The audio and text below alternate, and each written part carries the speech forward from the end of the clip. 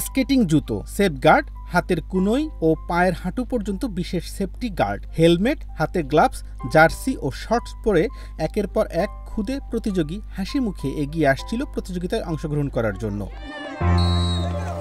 বাংলাদেশের স্কেটিং খেলা শুরু হয়েছে মোটামুটি ৪৫ বছর হতে চলল। আর্জেন্টাইন কোচ গ্যাগ্রো সহ ২ বাংলাদেশের হাত ধরে এর যাত্রা শুরু হয়। এরপর ১৯৯৪ সালে গঠিত হয় বাংলাদেশ রোলার স্কেটিং ফেডারেশন। এই ফেডারেশনের অধীনে দেশের বিভিন্ন অঞ্চলে স্কেটিং খেলোয়াড় তৈরির কাজ চলতে থাকে। এর ধারাবাহিকতায় দিয়াবাড়ির স্কেটিং ক্লাবের আয়োজনে উত্তরা ১৫ নম্বর সেক্টরে অমর ২১শে ফেব্রুয়ারিতে ইনলাইন স্কেটিং প্রতিযোগিতা অনুষ্ঠিত হয়। প্রতিযোগিতায় ২টি ইংরাজি মাধ্যম স্কুল এবং দিয়াবাড়ি স্কেটিং ক্লাবের ২০০ জন প্রতিযোগী অংশগ্রহণ করেন। আজকের এই প্রোগ্রামটি স্পেশালি আমাদের দিয়াবাড়ি ক্লাব থেকে আয়োজিত হয়েছে, সেজন্য আমাদের সবাইকে যারা স্কেটাররা সবাইকে আন্তরিক অভিনন্দন এবং ধন্যবাদ। আজকের এই অনুষ্ঠানটা অনেকদিন পরে হলো আমি আজকে এখানে আসছি, তবে আমাদের উদ্দেশ্য হলো যে আজকে এখানে ছোট ছোট স্কেটারদেরকে নিয়ে বিভিন্ন গ্রুপে ওদেরকে প্রশিক্ষণ দেওয়া এবং বয়স ভিত্তিক বিশেষ করে ১২ থেকে ১৮ বছর বয়সের স্কেটারদেরকে নিয়ে বিভিন্ন রকম প্রশিক্ষণ করে জেলা এবং উপজেলাগুলো থেকে স্কেটারদের নিয়ে এসে বাংলাদেশের প্রশিক্ষণের মাধ্যমে এদেরকে আন্তর্জাতিক পর্যায়ে উন্নীত করা।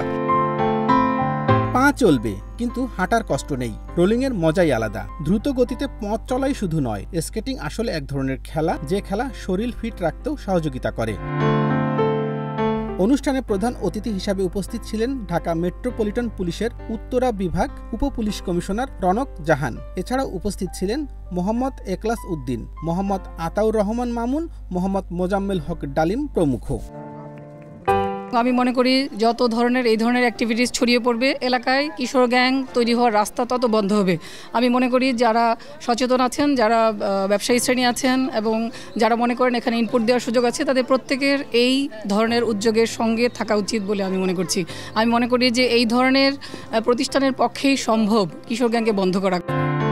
ঢাকা, চট্টগ্রাম, দিনাজপুর, খুলনা সহ বিভিন্ন শহরে স্কেটিং খেলা চলছে ক্লাবের মাধ্যমে বা ব্যক্তিগতভাবে। কেমন লেগেছে? ভালো। তোমাকে কে শেখাচ্ছে? ইউসুফ স্যার। কতদিন ধরে তুমি শিখছো? 3 মাস। আমি গ্লেনরিচ ইন্টারন্যাশনাল স্কুলের একটা প্যারেন্ট। আমার বাচ্চা আজকে এটাতে পার্টিসিপেট করছে।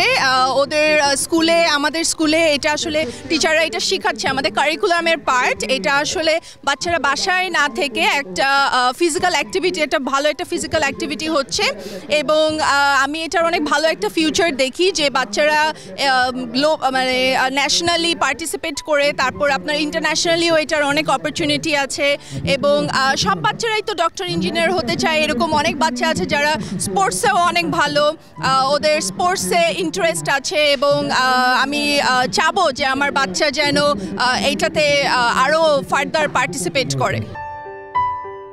বাংলাদেশের খেলোয়াড়রা স্কেটিংয়ের বিভিন্ন ক্যাটাগরি খেলায় বর্তমানে নিয়মিত অংশগ্রহণ করছে। বর্তমানে অনেক ছেলে মেয়ে স্কেটিং শেখায় আগ্রহী হচ্ছে। ৫ বছর বয়স থেকেই অনেকে শুরু করছে। বর্তমানে বাংলাদেশে প্রতি বছর স্কুল ভিত্তিক স্কেটিং প্রতিযোগিতা, জাতীয় স্কেটিং প্রতিযোগিতা, আন্তঃক্লাব স্কেটিং সহ নানা ধরনের প্রতিযোগিতা হচ্ছে। দেশের বাইরে নিয়মিত বিভিন্ন প্রতিযোগিতায় অংশ নিচ্ছে বাংলাদেশের স্কেটিং দল।